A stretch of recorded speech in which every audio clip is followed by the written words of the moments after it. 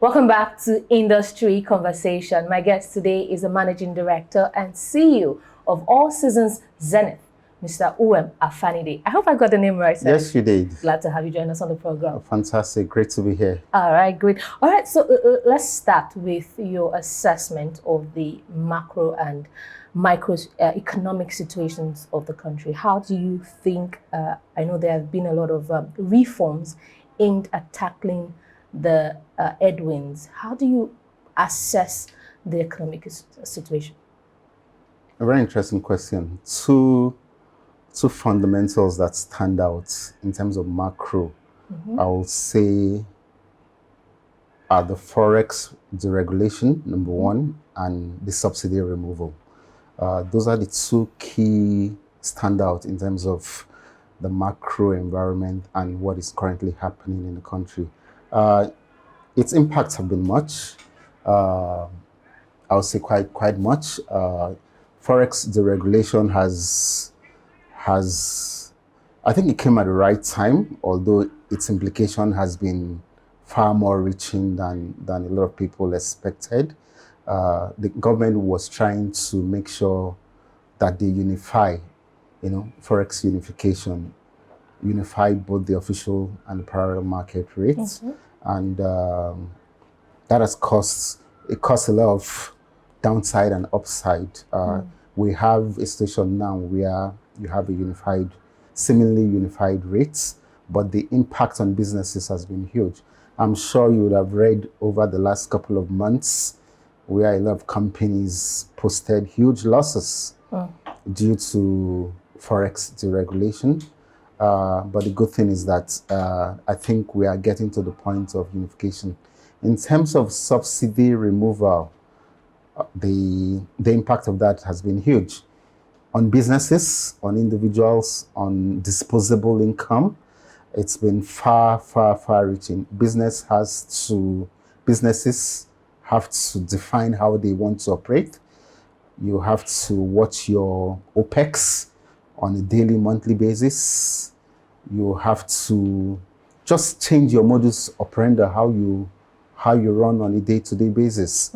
So I think those two macro has impacted on the micro, which we all feel. But I think in the long run, we will see light at the end of the tunnel. I sincerely hope the government has good intentions. We just pray they have the will to pull those intentions through. Great. So talking about light at the end of the tunnel, what would you say are some of the potentials that investors can lap on, in order to drive home the required profitability and business growth? So I'll answer that from two sides. Number one, Nigeria is a huge market. So no matter the negatives you hear about Nigeria in the news, investors are still coming to this market. We've got the numbers and the population to drive. You ask yourself every day, you find Chinese companies, you find Indians coming to the market. Are they seeing things that we don't see? So we've got the size and we've got the youthful population to drive growth in all ramifications. All we need is just good policies in order to make sure development and growth are driven. So investors out there are seeing this, and the global bodies, the indicators are showing that growth level for Nigeria is on the rise. So I think there is huge potential for investors. That's on one side. On the other side is, as a business, to drive profitability, you also need to look within your business. Some time ago, I spoke about organic growth. So you need to look within your business and ask yourself, how do I tap into existing potentials within my business, within my current existing business? Are there gaps that I'm not closing up? Are there opportunities that we're not seeing? So look at your current roster of clients, especially in the advertising business that we operate. Look at your current roster of clients and ask yourself, what are the gaps that we are not filling? Are there product innovations that we could come up with that are capable of meeting a client's need. So I think potential for growth is actually huge if you look at the right places at the right time also. Okay, great. Looking at the right places at the right time. So how would you rate the coping mechanisms of service providers, in the integrated marketing sector, since last year? If there's anything I've known about this industry that I operate in is resilience. We're a very resilient industry. How many times in the last couple of years have you heard that XYZ agencies folded or this agency is no longer in operation? So the resilience in this industry is quite... I'll give an example. During COVID, a lot of companies folded.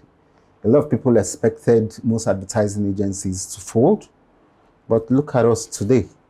Most agencies, despite the harsh economic conditions, most agencies are still thriving, though not at the rate they expect to, but they're still staying above what. So resilience is quite key in this industry that I've been in for about 20 years now. Okay, great. So let's talk about your view of the business performance of media buying and planning. Now, what is your view of that in relation to agencies in the last 2 years? It's gone through a lot of evolution, I will say. The media planning and buying operations, the way we know it 15, 20 years ago, is no longer the way it is today. There's been a lot of new thinking. There's been a lot of innovation. And one thing that I've come to learn also, as a business, you have to be innovative. You have to move with the times. If you want to operate 10 years model in this day today, it's not going to work. You have to... The consumer in the market we operate is actually the king, and the client pursues the consumers. So an understanding of the consumer and where they are headed is key for the media buying industry. So the thinking has changed. There's been a lot of relearning. We relearn, we learn within the space that we actually operate. And digital has also done a lot of shifting in terms of how we think, how we buy media, how we operate generally. So there's been a huge shift. And as a media independent, you have to move with this shift. Otherwise, you'll be left far, far, far behind. Okay.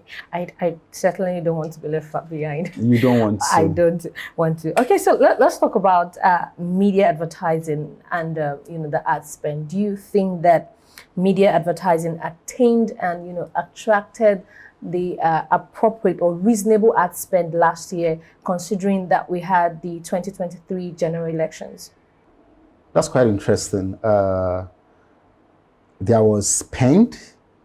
I'll address that question into it. There was spend. Okay. But the question that we asked ourselves last year, where did the spend go to? Did it go through the mainstream regulated agencies, or I went through other means? I've spoken to a couple of friends and colleagues within the industry.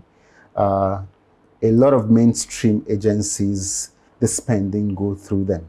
So that caused the question of how regulated are we? I think a lot of regulations still need to be put in place to make sure. There was spend. There was huge spend. Election comes with spend. The other side of it is that Q1 of last year for most mainstream agencies was a very bad quarter because advertisers didn't spend so much because of ad cluster within the space.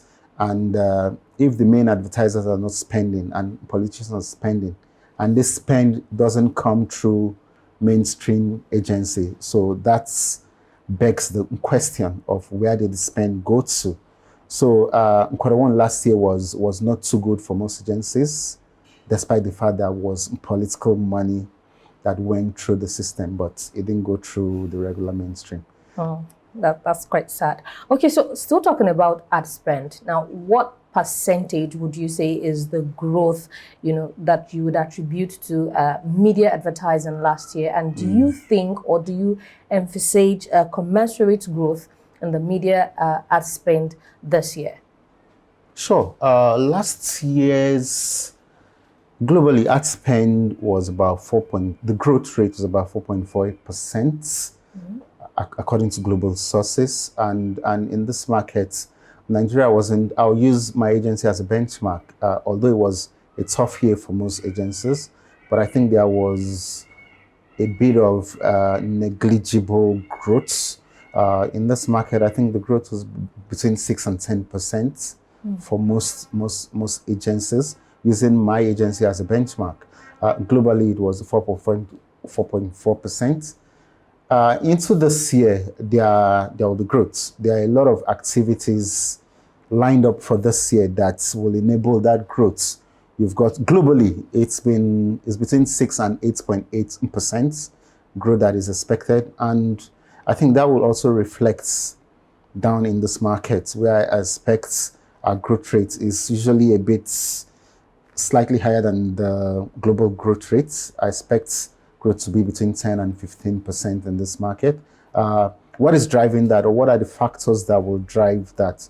You've got global events happening. You've got the Paris Olympics, which is happening this year. You've got the UEFA men's football, which is happening this year. You've got the US election, which is happening in November. So there are critical factors that will enable global and local media spend to accelerate this year. So yes, potentially, I think there'll be growth this year. So if you were to put a figure to it, what would be your projection for the media advertising locally spend? or globally? Globally, I just told you it's been projected to grow between 6 and 8.8%. I mean, what do you think? I want to get your opinion. Without giving you my own internal projections, I think, to be on the safe side, I see growth in this market between 10 and 15%. In terms of media spend. That is media coming through mainstream advertising agencies. Yes. Okay, great. So let's move away from that. Let's talk about audience measurement system. Now, I know that for the industry, there has been a lot of challenges. Now, what do you think is the way forward for audience measurement system? This has been a recurring decimal or recurring question being asked. I think the fundamental challenge in audience measurement in this country is data and financing, but critically financing. There's been talk, there has been bodies set up, even the federal government has set up a body to look into audience measurement in this country, but fundamentally is the funding to carry it out that has been the problem. Industry bodies have called memorandum, they've called different bodies to come together, advertisers, could you jump on the bandwagon to support media agencies, creative agencies? There's been a whole lot going on with this audience measurement thing, but I think the bane of it is on funding. And without funding, you can't, audience measurements and delivery is about funding. Without the right funding, we won't be able to pull this. So we need the right funding. We need everyone to come on board to support it, and then you'll see how we can fly. Okay, great. So let's talk about the current position of television. Yeah. Now, would you say that in the overall media space or entertainment mix, would you say that it's growing? Would you say it's growing, or is it stagnant? That's its consumption for television. Is it growing or is it stagnant? Television should be seen from different angle. Television, in my opinion, has been democratized.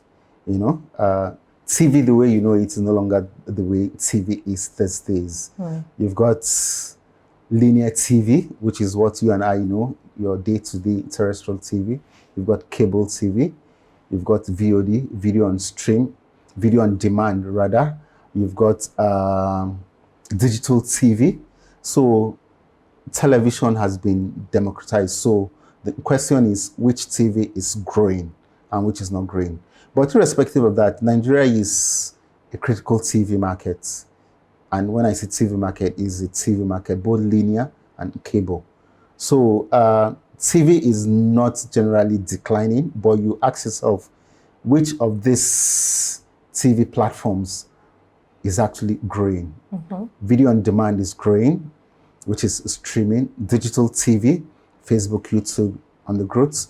Linear, is not, in my opinion, is not declining. If you look at media penetration from the data we have, it's been steady in terms of viewership. It's not declining, but it's not growing rapidly as much as the other forms of TV that we know. And these other forms of TV are driven by internet penetration and digital. So TV for me is still a mainstay in this market, and it will continue to be a mainstay. Okay, great. So I wanted to ask, do you envisage a situation where global markets in key areas such as global connectivity, digital and online growth, and the monetization of data, do you envisage that they will become the determinant in ruling market forces, including in Nigeria? Yes, I think so. There are three key elements of this question that you actually called out. One is global connectivity. Okay. The other one is digital online growth. And the last one is data monetization. Now, I'll try to connect all the dots together. We live in a global village, so global connectivity is there. No one lives in silos anymore. Whatever you do, follow me, I'm trying to connect the dots now. Whatever you do on digital, on online, leaves a footprint. Whatever you do online leaves a footprint, and your online footprints generates data for somebody, So we live in a global village that ensures global connectivity. Someone sitting in London can harness and tap into data generated from Nigeria because of your online footprint, So these three fundamentals actually connect one another. So what have some companies tried to do? They've tried to monetize data that they generate through online footprints. Through wherever you go to Google, you are leaving your digital footprints. Yes. So companies have tend to pick up these footprints and monetize it. Now, data monetization comes in two forms. Number one is data as a service. It's called DaaS, which is you buy raw data. I just want raw data from you. Give me the raw data. I want to use it for something. Or insights as a service. These are data that have been processed and turned to meaningful information. So it is critical. Data monetization is key and is having its impacts on Nigeria. That's why if you go to certain sites, your apps accept or reject cookies. So once you reject, I don't think your footprints will be able to be followed through exactly. Yes. So it is critical. It is key in this market. Companies are tapping into it. Data is a big thing. People are making a lot of money from it. And if you can, and so long as it is legal, one other thing is about the legality of it. You have to make it legal. Let people know that you're using their data for this. So it's in this market. It's here to stay, but just make it legal. Okay, great. Let's talk about technology. How would you say agencies are leveraging technology? I will speak to tech into tech. What we know as tech within the agency business is actually data and apply and applications, data and apps. We call them apps. Apps are the tools used to profile data. You know, critically, is a critical tool for. I'll speak to the industry that I operate in, to the media industry. Without data, you can't move, you can't profile, you can't provide the right services to your clients.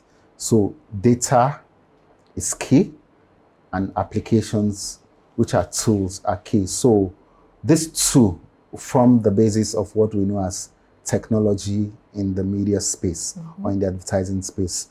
So to answer your question straight up, it's critical. It's no brainer that this helps your day-to-day operation. This helps you profile your audience. This helps you optimize your spend in terms of how you allocate your budget. So there are various tools that are being used within the media space. So pointedly, technology is very, very critical within the space we operate in. Very, very critical. So what about research? How would you say professionals in your sector, how would you say they are employing or deploying research in order to harness their targets approach?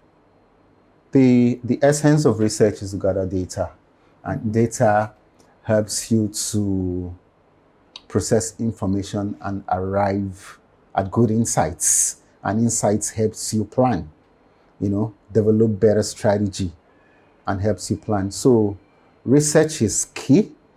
Now, behind research is funding. So with funding, you establish and carry out more research. So research is very key. Most agencies, as you know, no longer work in silos. Most agencies are networked. So they liaise with their global partners and carry on local researches. So researches are key. Global partners support them in terms of the models, in terms of sometimes funding, because researches are quite expensive to carry out. But to answer your, researches are quite key in the media business. Without research, I think you'll be running blindly. So you need the research to provide data, which will enable you generate better insights. I think one thing that is key for me, what you said, is that without data, you would be running blindly. Absolutely. Okay, well, absolutely. So let's talk about Akon. Now, what do you think about the recent moves and reforms introduced by Akon? I think it's been good, if you ask me.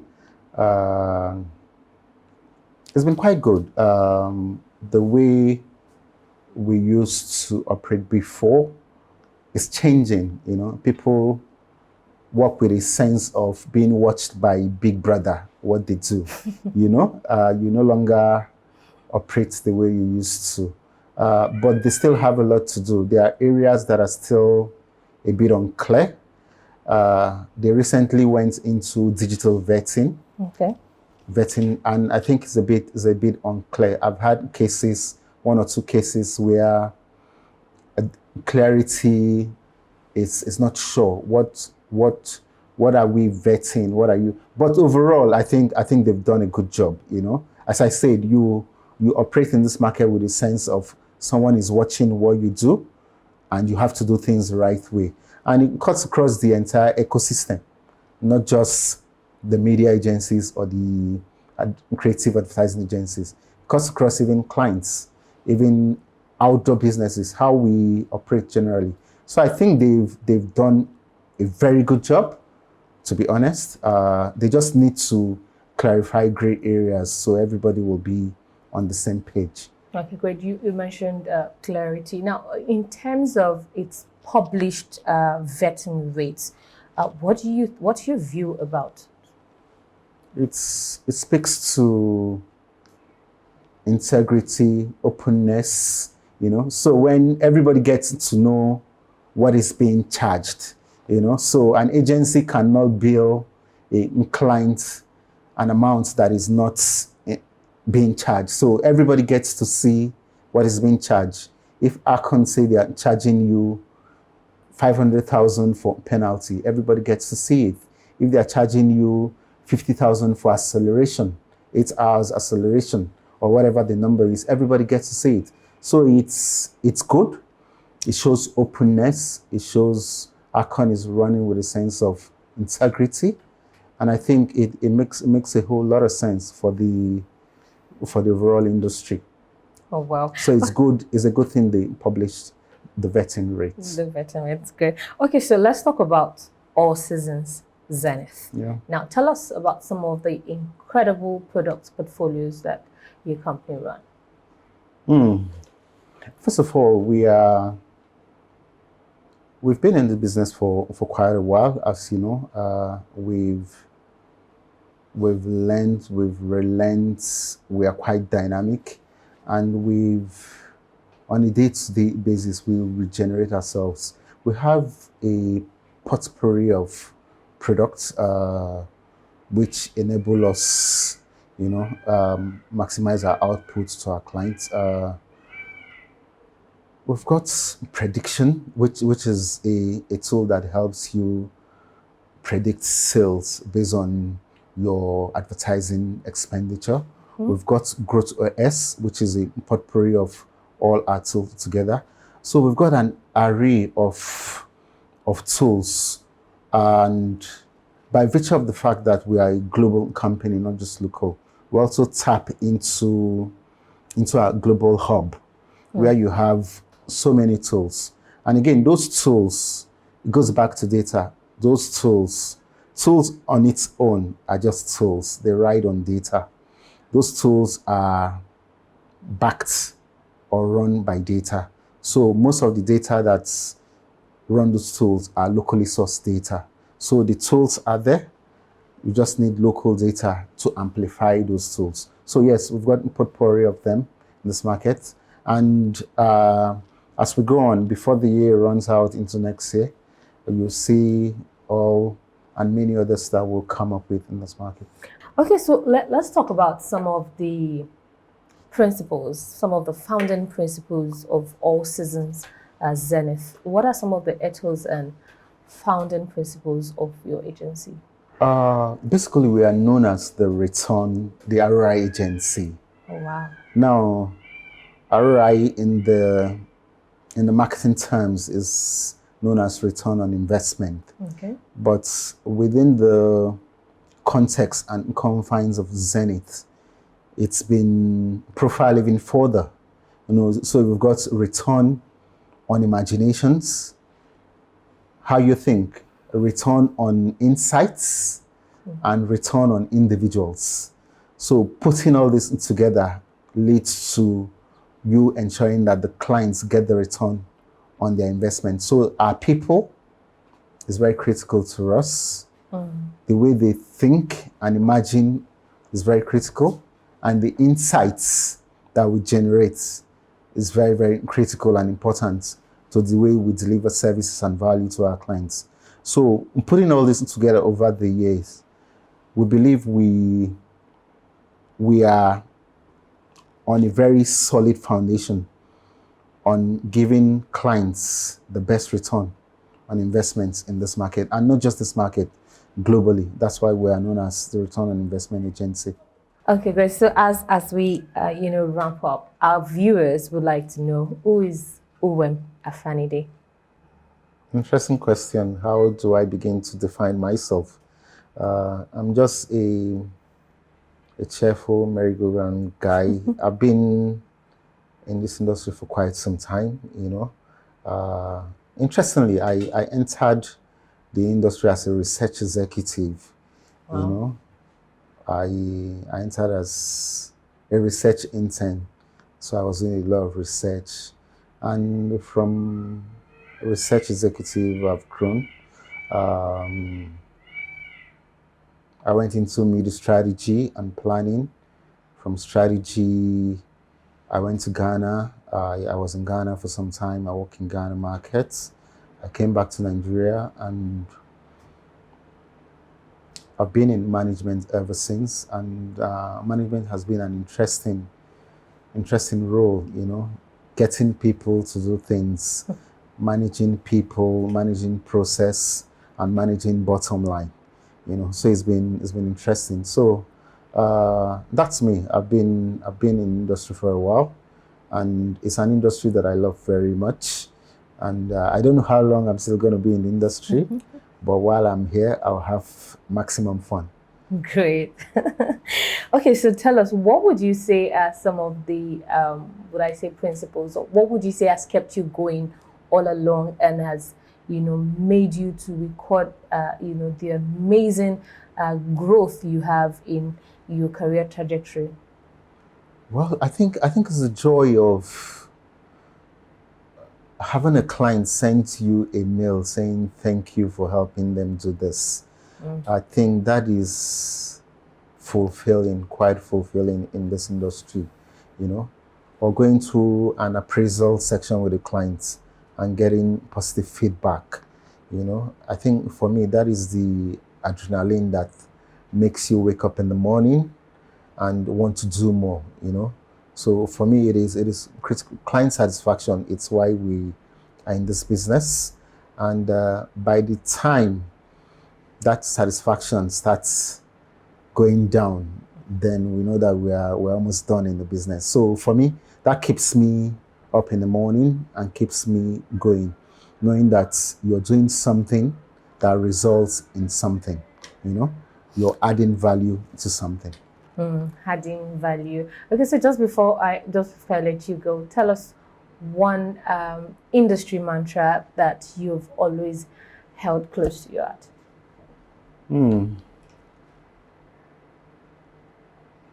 Consumer is king.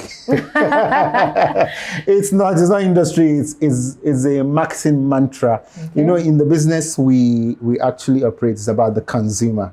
Whether you're on the client side or you're the end user side, the consumer is the reason why we are in this business. Okay. On the media side, we profile the consumer a lot. We profile the consumer's media habit. The consumer goes here, you want to know the reason why he goes there. He goes here, you want to know the reason. And you try to figure out what's the next move for this consumer. Because the truth is that clients follow audience. Where their audience, the clients will follow. So at the end of it all is about the consumer being king, whether he's on the media side or he's on the sales side or he's on the branding side. So in whichever way, the consumer is the king. The consumer is king. Absolutely. It's been an absolute joy speaking with you on the program. Thank you so much. It's been an absolute pleasure to be on your program. Thank you so much. And I look forward to being on it sometime in the future. Oh, great. We'll be expecting Thank you very much. Soon. And that's the much we can take on this week's episode of Marketing Edge on TV. Join us same time next week for another informative episode. I'm Oluwabukola Omoni. Bye for now.